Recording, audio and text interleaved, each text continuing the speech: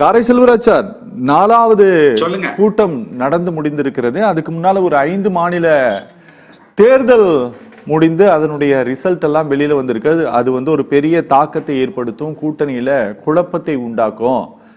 இந்த பிஜேபியினுடைய அந்த ஒரு 3 மாநில தேர்தலுடைய வெற்றிக்கு தமிழ்நாடு ஒரு பெரிய வகையில காரணமாக இருந்தது. இங்கிருந்த அரசியல் தலைவர்கள் பேசிய சில பேச்சுக்கள் அவர்களுக்கு பெரும் உதவிகரமாக இருந்தது அப்படின்ட்டு எல்லாம் பெரிய விமர்சனங்கள்.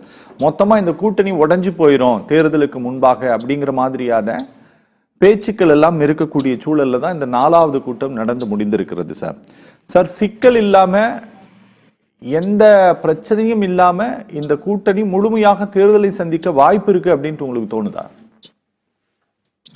நிச்சயமாக சிக்கல் இல்லாமல், பிரச்சனைகள் இல்லாமல் ஒரு 28 பார்ட்டி சேர்த்து உடனடியா உட்கார்ந்த உடனே அக்ராஸ் த டேபிள் எல்லாத்தையும் முடிவு பண்ணிட முடியும் என்று எப்பவுமே இந்த விஷயத்திலையும் சொல்ல முடியாது. குடும்பத்திலேயே 10 பேர் உட்கார்ந்து ஒரு விஷயத்தை பேசினா மாறுபட்ட கருத்துக்கள் வருவது, பிரச்சனைகள் உருவாவது.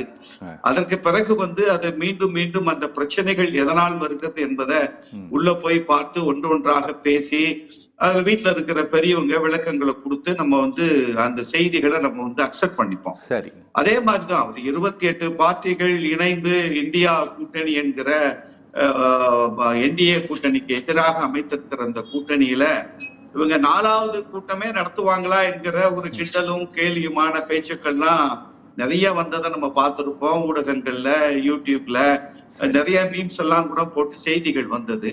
ஆனா வெற்றிகரமாக அவர்கள் 4வது கூட்டத்தை சிறப்பாக நடத்தி முடித்திருக்கிறார்கள். அதில் எடுத்திருக்கிற முக்கியமான முடிவுகள், எதனால் அந்த முடிவுகள் அவர்கள் இந்த முறை எடுப்பதற்கு ஒரு வாய்ப்பு வந்தது என்பதை நம்ம முக்கியமா கவனிக்கணும். நீங்க சொன்ன மாதிரி இது 4வது ஆலோசனை கூட்டம். எல்லா 28 கட்சிகளுடைய தலைவர்களும் கலந்து கொண்ட கூட்டம். 100% அட்டெண்டன்ஸ் வச்சுங்களேன், அது கலந்து கொண்ட கூட்டம்.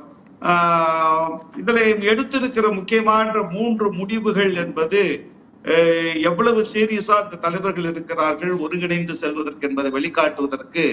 ஒன்று சீட் ஷேரிங் குறித்து இப்ப காங்கிரஸ் ஏற்கனவே அந்த ஒருங்கிணைப்பு குழு 5 பேர் கொண்ட குழு அமைச்சிட்டாங்க. மாநிலங்கள் இருக்கிற அந்தந்த காங்கிரஸ் கட்சியினுடைய தலைவர்கள் அந்தந்த மாநிலங்களிலே சீட் ஷேரிங் குறித்து பேச்சுவார்த்தைகளை துவங்கி விரைவாக முடிக்க வேண்டும் என்கிற ஒரு அற்புதமான ஒரு செயல் திட்டத்தையும், 2வது லீடரை 2 பார்ட் மம்தா பானர்ஜி அவர்களும் அரவிந்த் கெஜ்ரிவால் அவர்களும் இந்த 28 அணிகள் ஒன்றிணைந்திருக்கிற இந்த அணிக்கு மல்லிகார்ஜுன கார்கே தலைமையேற்று நடத்துவதற்கு சரியான நகவராக இருப்பார் என்கிற அவங்களுடைய ஆலோசனையை, சஜஷனை இந்த கூட்டத்திலே கொடுத்திருப்பது என்பது மிக முக்கியமாக கவனிக்கப்பட வேண்டிய ஒன்று.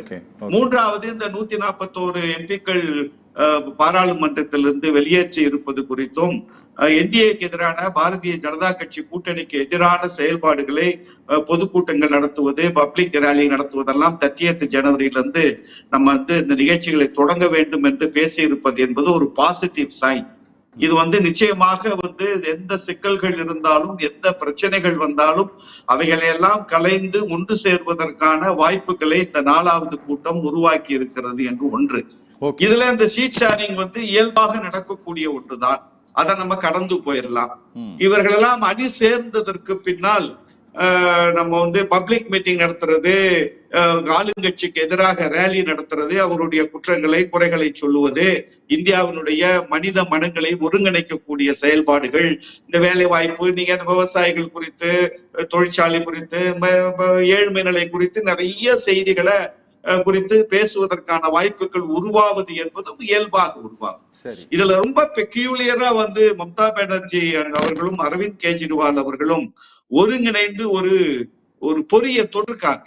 யார் தலைமை ஏற்பார் அப்படிங்கிற கேள்விகள் எல்லாம் ஊடகங்களில் பேசப்படுகிற பொழுது காங்கிரஸ் கட்சியினுடைய தலைவர் மல்லிகார்ஜுன கார்கே சரியாக இருப்பார் என்கிற அவர்களுடைய ஆலோசனையை, விருப்பத்தை அவர்கள் தெரிவித்திருப்பது என்பது அடுத்த கட்ட மிக முக்கியமான நகர்வாக நான் பார்க்கிறேன்.